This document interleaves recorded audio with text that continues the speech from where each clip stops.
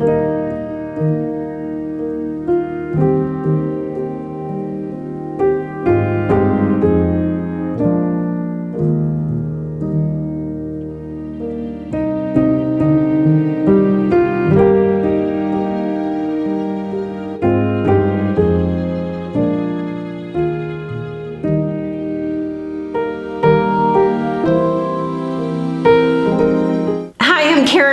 Welcome to Texas Farmstead Living. On today's video, I'm going to show you how to make old-fashioned salt dough ornaments. What makes this project unique is we're going to paint the ornaments with watercolors. It creates such a beautiful effect. I know you're going to love it. What you will need for this project is you only need 3 ingredients, which is canning salt, and I like to just use this because it's inexpensive and because it's really fine and it just dissolves. You'll need some water, and you just need plain white flour, plain all-purpose flour. Just don't use the self-rising flour. Okay, the equipment you'll need is you'll need some foil, and I want to note here that I do not use foil for any cooking.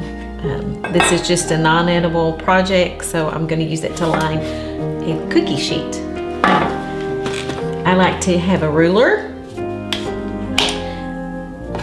a spatula, measuring cups, a bowl, a spoon, a rolling pin, and this is so cute. This is from the 30s, and they used to put ice water in this to keep their pie crust from getting warm.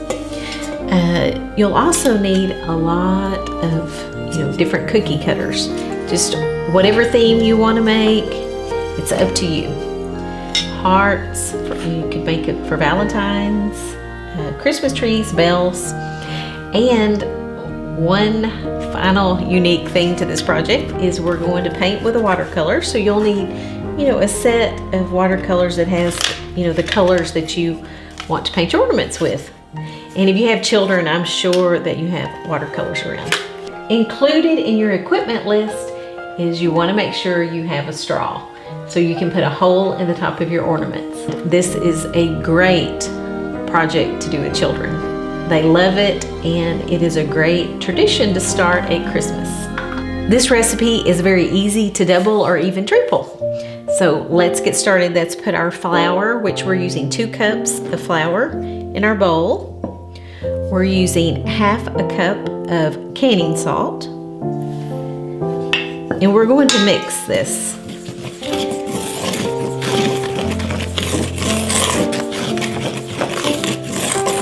Okay, we're going to add 3/4 a cup of water, just plain water.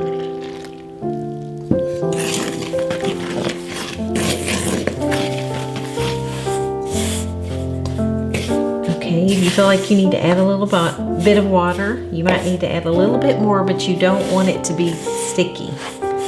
Remember, you want a clean bowl.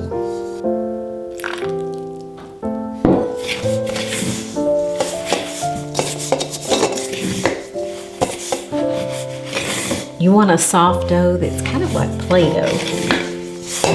That's the consistency you're looking for.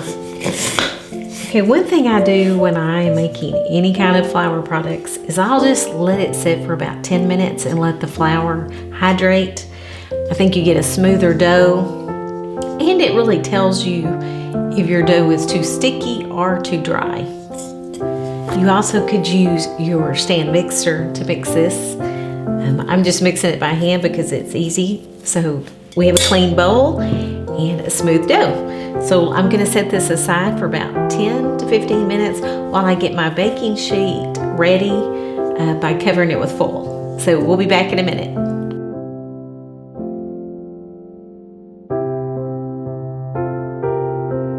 While we're waiting for our salt dough to hydrate, I want to discuss cookie sheets. So I find that if you'll use foil to line your cookie sheet, that will keep the salt dough ornaments from sticking, and it does makes your heat even, and your ornaments will be a lot smoother. I find that if I use parchment paper when paper gets wet, it gets kind of wavy and wrinkly, and I find that under the ornaments, they'll get really, have a lot of lines on them and not be very smooth if I use parchment paper. So I absolutely do not cook with foil, but for craft projects, I'm fine with using foil for that. Okay, we're ready to roll out our salt dough, and let me mention that if you want to make this dough maybe the night before and just put it like in a Ziploc bag, airtight, that it'll keep in the refrigerator and you'll be all ready to go the next day with your children. So for this amount of dough, I am going to divide it in half, and you can just set your dough with your bowl on top. You don't want it to dry out. And I'm going to try to roll it in the shape of the cookie sheet, because I'm going to put the dough directly on the cookie sheet before I shape, to cut the shapes out. I make lots of pie crust and cookies, and I keep my dough moving. That's how I keep it from sticking. This dough is really not very sticky, but anyway, it's kind of a habit. And so what you want is you want your dough to be, I like it to be about 1/4 inch, because if it's too thin, sometimes it puffs up, and I just, and I also want the ornaments to be sturdy. I'm gonna do a nice even rolling. Okay, and I have this plastic ruler, and I don't even think it cost $1, but it really helps me a lot. I do lots of sourdough, lots of baking, and let's just kind of see. I think we need to roll it out a little bit thinner.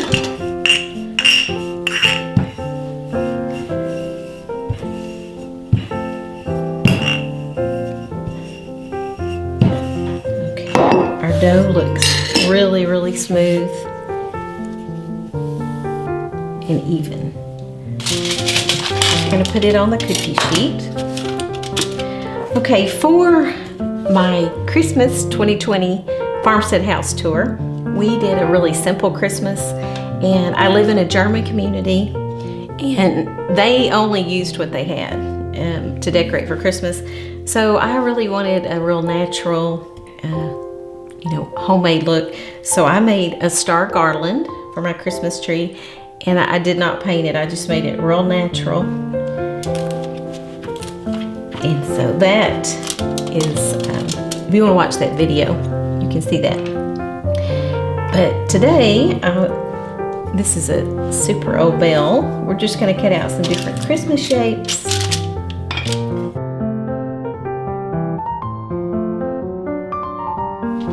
Okay, we have our shapes cut out, and so we're just going to remove the dough from around the shapes. I find this is like super easy, and it doesn't distort your shape when you're moving it to your cookie sheet.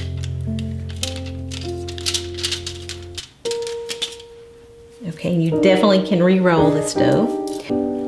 Before we put these ornaments into the oven, it is very important that you remember to put a hole in the top of them so that you can hang a ribbon or twine to hang them on the tree. I find the best way to do that is with a straw. A skewer, I've tried that, and it really distorts the shape. So you just take your straw and, not at the very edge of the ornament, because you don't, it might weaken the area.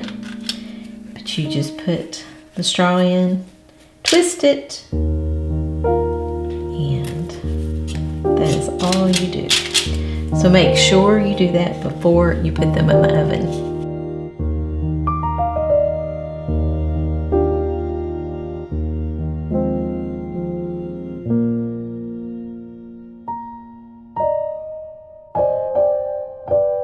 Okay, so we are going to bake these in a 200-degree oven.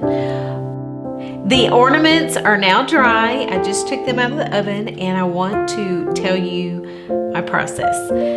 So I put them in a 200-ish, 250-ish degree wood stove, and you can use the oven, of course. And after the top was dry, I actually flipped them upside down to let the other side dry. And then when it was dry, I flipped them back to the original side so that they would be really, really flat. And they turned out beautifully. So the next step in the process is we are ready to decorate them. So I am going to paint them with watercolors, but you have a lot of options. You can use acrylic paints, you can use glitter, you can use spray paint. Just the imagination, whatever you can think of is possible. But I love the way the watercolors look. I love, reminds me of kind of, looks like glass, and I think it's very beautiful. So that is what I am going to do.